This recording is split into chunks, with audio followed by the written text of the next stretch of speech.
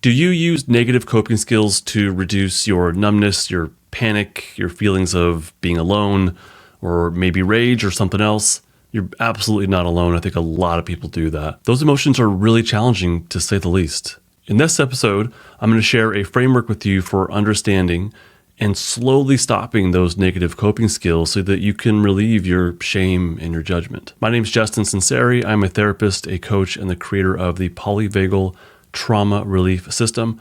Welcome to Stuck Not Broken, where I teach you how to live with more calm, confidence, and connection without psychobabble.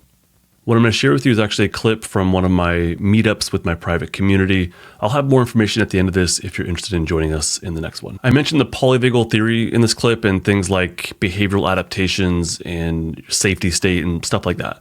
If you don't know what the Polyvagal Theory is, that is okay. I have a link in the description for you. It's a free resource. It's a webpage. You don't have to give me your email. Don't have to sign up for anything. It's just click the link, go to that page, read up on the Polyvagal Theory. It's pretty quick. And then come on back here and you'll get more out of this conversation. And by the way, this is not therapy, nor is it intended to be therapy or replace therapy. Enjoy. If you're able to notice the activation and withhold the behavioral adaptation, if you're able to notice the activation and pull back on the behavioral adaptation and maybe give yourself a little bit of time to feel it and then allow another thought to pop in your mind or your safety anchoring menu or whatever it is, yeah, that'd be ideal. That'd be fantastic. These behavioral adaptations, if they're destructive, don't do them. If it's, cutting, I don't want people to do that. Like I work with people that they do struggle with, like, I want to eat to feel better. Like, okay, let's just respect that. That's a way that your body's come up with. And it has been successful in a way. It has successfully contained your defensive activation and made you feel better. So in a way, it kind of has worked. Okay, let's just respect it for what it is. But what I'm hearing is that you want to do something different. Great. That's fantastic. So it's really hard to stop that, but I recognize you want to stop that. So what we can do then is the next time that you notice yourself going toward the Oreos or whatever it is, ice cream, whatever. The next time you notice yourself going to that, if you can just kind of catch it and tell yourself, I'm allowed to do, I can do this if I want to, but I'm going to give myself 5 minutes before I do, or I'm allowed to eat whatever it is. I can do that. I can make that choice. I'm an adult. I can do that if I want to. I'll give myself permission, but I'm going to go first take a deep breath in another room, or maybe walk around the block or whatever. I'm going to do something else. And then when I come back, if I still want it, I might give myself permission to do that without judgment. Like it's just a choice that I'm making at that point. So it could look like that. Like it might buy you a little bit of time. You're giving yourself permission if you want to, but you're also taking complete ownership over it. Like if you do choose to do that, that is just a choice that you're making, and there's no point in beating yourself up over it. And we'll see what happens next time. So I think that's not a bad way to go about it either, is catching it, give yourself permission, but the contingency is that you got to do something to create that time in between the behavioral adaptation and the realization of the behavioral adaptation. But that requires doing that, right? It's a framework. Think of it as like a framework, because if you can catch it and do something different, that's ideal. Go ahead and do that. But that is very, very difficult. So as like a step toward that, as like an intermediate step, that's where this idea could play in, which is give yourself permission, but the rule is you have to do something else. The step before that would be to completely deprive yourself of whatever the thing is, and just you don't have it in the home. That way it's not even an option. That could be a very extreme step in the other direction. So it's like, how do we make steps toward the goal of, I want to reduce my binge eating? What's the step toward that that's going to help you out this next time? Because it will come up again. And maybe you could be honest with yourself and say, I can't handle, first off, I won't even be able to notice that I'm in the behavioral adaptation until I'm actually in it. So I'm not that far enough along with my safety state development to recognize it before it's there. Or maybe you're far enough along to where you can recognize it before that first bite, but then at that distance is like, I can't fight this. And maybe that's real. Or maybe you're far enough along in developing your safety state where as you're walking toward the kitchen, you're like, oh, I know it's happening. I see it happening. I see it unfolding before me. And so it's like, I think this is kind of like, where can you notice that the behavioral adaptation is kicking in? And ideally, you notice it as a mild dysregulation before it even kicks in.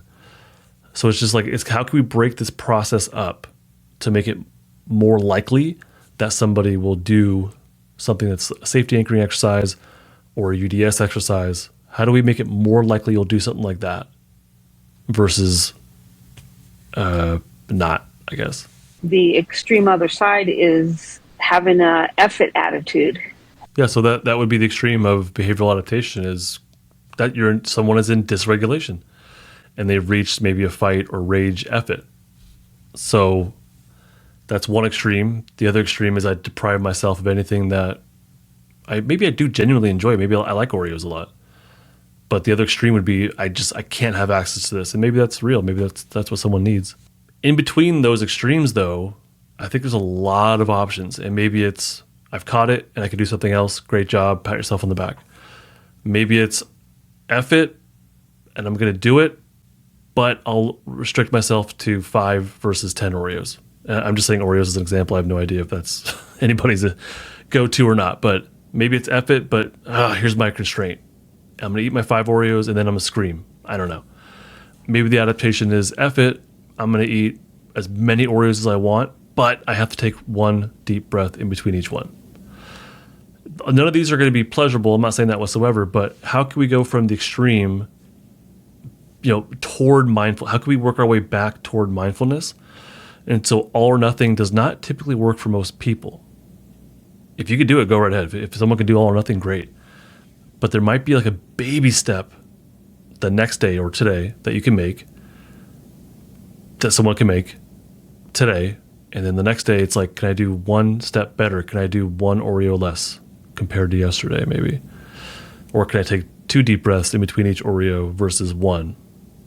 So can we get that, can we draw out the potential for more safety in our system and less dysregulation? You sort of like preparing yourself. Yeah, I think the preparation, that's actually that's the second stage of change. The first one is not even being aware you need change. I forget what they call that. But the second stage is contemplation. The third one is, I think, preparation. And that's where you have a problem. You're not quite ready to do anything about it, but you're preparing for it. You're putting things into place. And maybe one of those things is having, this is my final day. I'm going to give myself 2 weeks to do whatever my behavioral adaptation is, but every day I'm going to do it less and less. And on this final day, that is the day I'm going to stop. Like it could be preparation could involve something like this, like that. Preparation could be, I know I'm going to do this thing anyways. How can I minimize the impact that I'm having on myself? What else can I set up? Maybe that's a deep breath in between bites. Maybe that's a regulation station where you go and use your safety anchors or fidgets or coping skills. The ideal is that we can have food and be at peace with it and be in the moment and taste it and enjoy it and socialize maybe, right? That's the ideal. And maybe that's actually one end of the extreme is the ideal. The other end of the extreme is complete dysregulation. This is my behavioral adaptation kind of thing. So how do you work toward the ideal? And maybe you'll never get there. That's not the point. The point is, how can you work your way toward that, which would have more self-regulation involved? Thanks for joining me here on Stuck Not Broken. Being stuck can show up in many different ways, like anxiety and anger, depression, overwhelm, panic, fear, and more. You probably get the idea. And you might be using one of those behavioral adaptations that we mentioned in this episode, like binge eating, as a way to cope. If you're ready to take the next steps on getting unstuck without spending a ton of money, then I invite you to consider subscribing to my Stuck Not Broken Total Access membership. You'll get exclusive access to the knowledge you need through my Polyvagal Trauma Relief System. I have 3 courses that teach you the Polyvagal Theory, how to build your safety state, and then how to actively get unstuck from your traumatized state. You'll also get the option of connecting with me and other people in the private community discussion board, but also our meetups. And there's some really cool things happening within. There's a great little community. And if you want to go even deeper into your unstucking process, there's some other stuff for you, like a second exclusive podcast. Thank you so much for spending some time with me here on the Stuck Not Broken podcast. I really look forward to welcoming you into the Stuck Not Broken Total Access membership. I'll have a link for you in the description. Other than that, I hope this episode has been a helpful resource for you. Bye. This podcast is not therapy, not intended to be therapy or be a replacement for therapy. Nothing in this creates or indicates a therapeutic relationship. Please consult with your therapist or seek for one in your area if you are experiencing mental health symptoms. Nothing in this podcast should be construed to be specific life advice. It is for educational and entertainment purposes only. More resources are available in the description of this episode and in the footer of justinlmft.com.